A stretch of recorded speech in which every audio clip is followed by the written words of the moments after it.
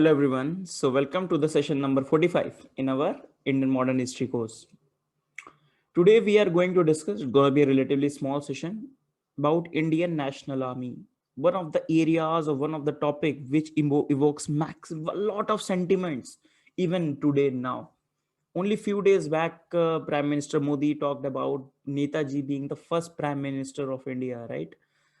And yes, this has been a topic about the Subhash Chandra Bose. We have already discussed the ideas of the Subhash Chandra Bose, how radical he was, how radical in ideas, and how he considered himself man of action. And he did a man of action. We'll see today how many challenges he has hooped through to and for the sole purpose for the liberation of the nation. Right? Today we'll discuss that. Before starting the session, let us recap what we have done till now. So till now, for example, let us recap from like after World War II has been announced. So after World War II has been announced, the Congress has given conditions that these are the conditions, you fulfill them and we will support you. They said, no, we will not consider that full condition. Then Congress met at the CWC, Vardha Commission, they met, they've decided, they were in perplex that what to do again. Then obviously government did not agree to their demands. Then comes the August offer, and we have seen why it was there, a pressure. Then August offer was rejected. Then they have the individual satyagraha. Then individual satyagraha was done. After that, again the government done the repression. A lot of people went into jail. Then comes the Crips mission. Then comes the Crips mission. Crips mission again failed, and then comes the Quit India movement. Right. After Quit India movement, what is done? After Quit India movement is done, repression, again people are in jail. Parallelly, what is happening? A lot of efforts being taken to solve the constitutional deadlock or reached up to compromise between Muslim League and the Congress. That is C.R. Das formula and Desai Liaquat talks. And after that comes the Wavell plan. So till here we are parallelly. And now we will discuss another parallel discussion, that is on the Indian National Army. Chalo. So this is that. If we talk about summary of the session, today we'll talk about the two phases of the INA. First phase was led by Mohan Singh. What was the logic behind the INA? We have discussed that. Then we'll discuss the one created by the Mohan Singh, and the second phase will be by the SC Bose. Right. Now let us start. So before starting the two phases of the INA, first look at it what happened with Netaji, or what Netaji did after his he was disbarred from holding the Congress office. We have discussed that because of the activities of the forward bloc. Right. So you need to combine the two events, the event that we have discussed earlier along with the events after that. So Netaji, because he was, we have seen, he was a man of action, could not compromise what was happening at the World War II. He believed that they have to be thrown out, the British have to be thrown out. This is a very ideal opportunity where we get an opportunity to throw the British out.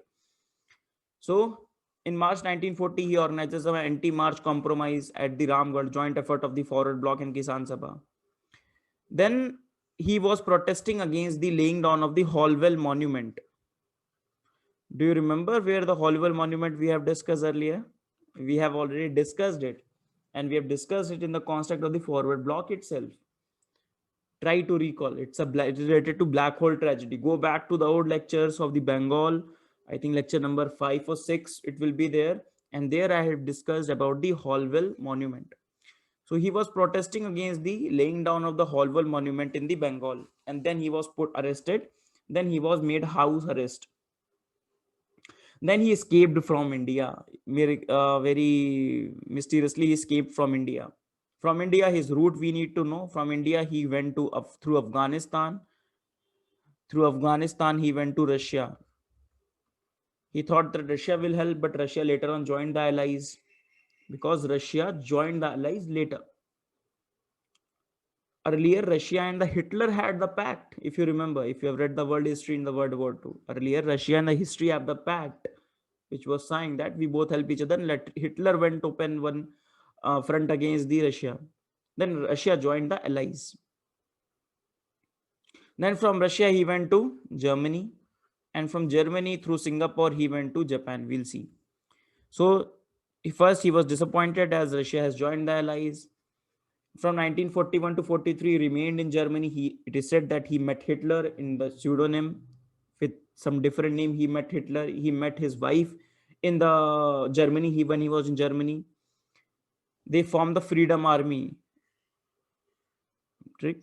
Early 1943 he left Germany for Japan, and later 1943 he reached the Japan, and from there the INA phase 2 started. Then we'll discuss the phase 1 as well. So this is the Netaji's reach, how Netaji reached Berlin. So Netaji from Yahan where he was put under the high arrest, he took the frontier mail from Burdawan to Delhi, then from Delhi to Peshawar to Samarkand, Delhi to Peshawar, and then wahan se Samarkand, from Samarkand to Berlin, right, by air and all these things. So first he went from here, and then back to, then again little quickly, Kabul, Peshawar, Moscow, Berlin. Then again from here he was put into Japanese U-boat, German U-boat and Japanese U-boat. From Singapore he come to Japan. He met the Japanese Prime Minister and told him about his plan. What was his plan? His plan was basically the idea that India can coordinate with Japan and Italy. Why? Japan and Germany. Or why he met Germany also? Because these are the Axis power versus the Allied power, under which the Britain is there. He said that the Britain is at its lowest peak. We need to counter the Britain, and we will counter the Britain, and one way we can counter it, so the enemy of an enemy is our friend. That is the logic. So we need to make amends with Germany. We need to shake hands with Japan, work with them. And if we work with them, they'll defeat the Britain, and ultimately India will get the freedom. That is the major idea. Here, Bose has followed the means versus the end approach. Dilemma can be seen. According to Bose, whatever be the means, I don't care about the means. The end should matter in this particular case. And is India's independence, means even if it means that shaking hand with the fascist, that is Hitler. That does not mean that Subhash Chandra Bose believed in the fascist ideology, not at all. But he believed that the fascists are as bad, or the British is as bad as the fascist. That is being the discussion here. Now, we have already discussed this map. For example, what was happening? Japan was expanding from here. Japan was expanding southeast. And now they are trying to reach here. So whenever Japan capture any place which was earlier led by the Britishers, so what happens to the British soldiers? There are two options. British soldier with mainly a lot of one comprises of the Indians. First of all, they can retreat. For example, Lahore is here, they'll retreat to here towards their base. Or they become, obviously they'll killed in the battle, or they become the POWs, prisoners of the war. So they become the POWs. So a lot of POWs now combined together. They know that India needs to be independence, and these we organize under one leader, Mohan Singh. And this will form the INA. That is the phase 1.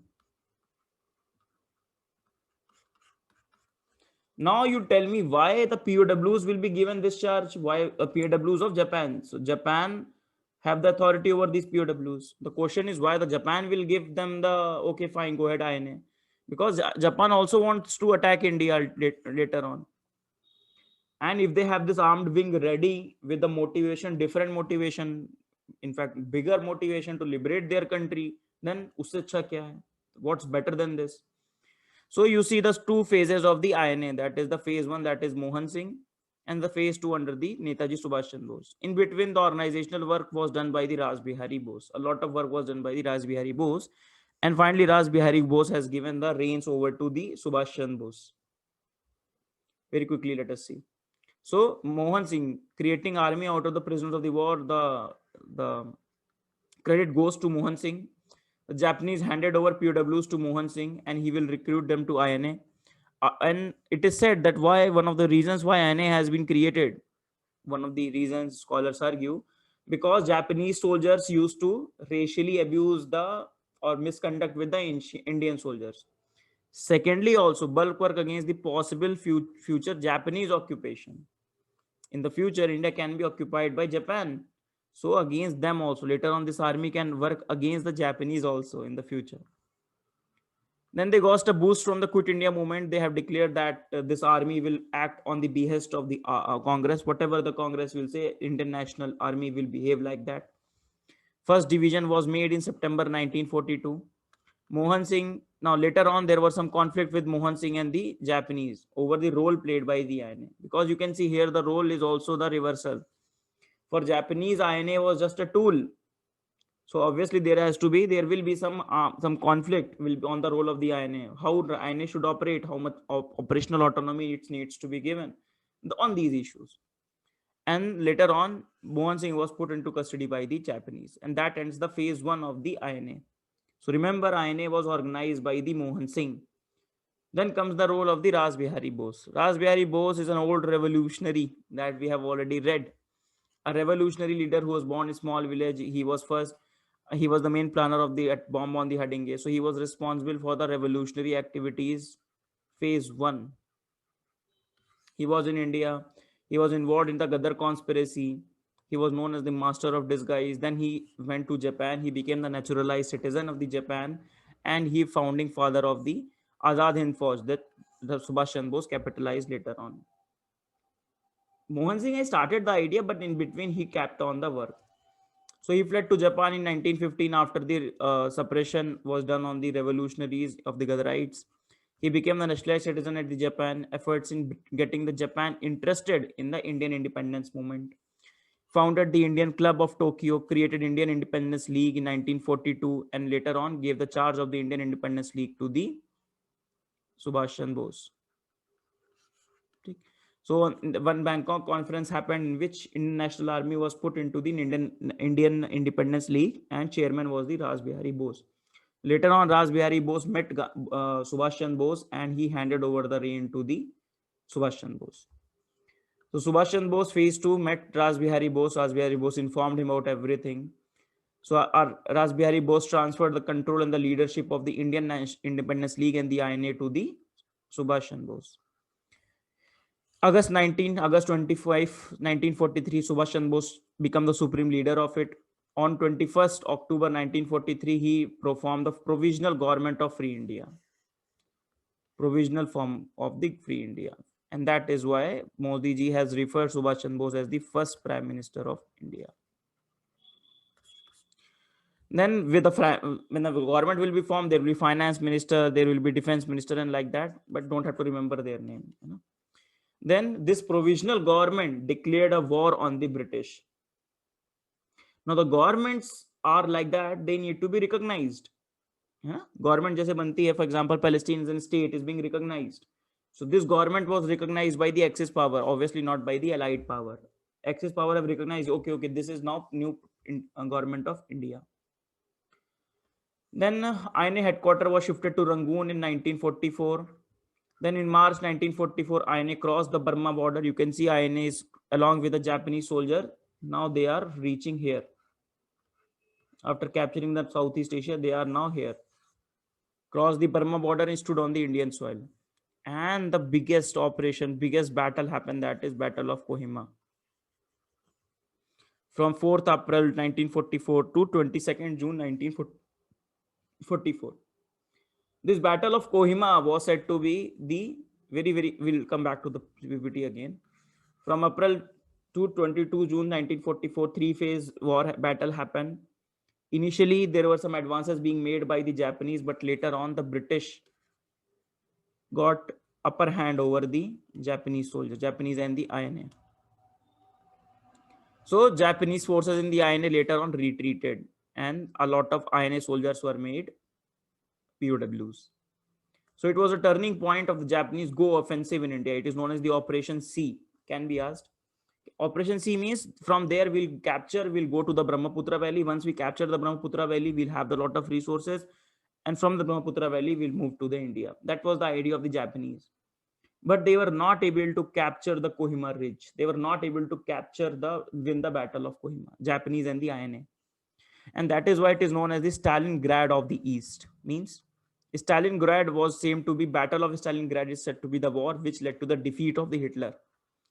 Hitler क्यों? Because Hitler made a move against the Russia, and in the Stalingrad, Russia defeated, or the British could not advance more. Russia is said to be the graveyard of the empires, right? Similarly, here also, Hitler was winning everything. Then he opened one front on the Russian front, and that is history. Then after that, he could not win a single thing. So that is why Kohima is known as the Stalingrad of the East. It is considered as the Britain's greatest battle, which Britain has won. So after that, obviously, the Japanese and the INA have lost.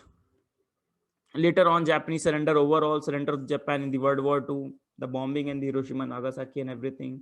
INA also surrendered that no longer we are fighting. And these people will be made POWs, prisoners of the war. Subhash Chandra Bose mysteriously died on 18th August 1945. And with this, we come to an end of the story of the INA. Very objectively, we have discussed, right? Now, the soldiers who will be made part of the POWs.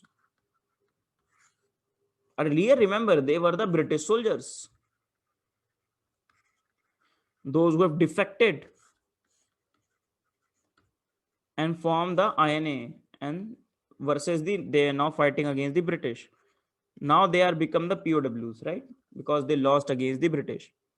Now these will be brought to India. These POWs will be in India. And India, they'll trial their court martial, public court martial, and everything will be done. Publicly, they will be tried. Now that is said to be one of the biggest mistake, one of the strategic mistake the British have done. Because the sentiment of the people were in the favor of these INA soldiers. That look at these INA soldiers, how patriotic they are. How with the patriotism what they have done. And we have done what? We have court-martialed them. Very poor. Very wrong. This is wrong. This should not be done. And they will be court-martialed. Huh? Right. So we'll discuss in the next session itself that how this upsurge happened with respect to the INA agitation. And it is also said it is not the INA, it is the post-INA. What happened to the INA soldiers had a larger impact on the national movement, Indian national movement, than the INA itself. INA itself has a very little impact on India. But the INA movement, which happened after the POWs, court-martial will happen in India. That will have the very much impact. People will be aroused that what are you doing to our national heroes? This is an insult to us. And the people will rise and rise towards the independence. So with respect to that, let's finish our session for today. It's going to be a small session, as I told you earlier. See you all in the next class. Keep revising. Only few sessions are left in our modern Indian history course. And see you all in the next class. Thank you, everyone.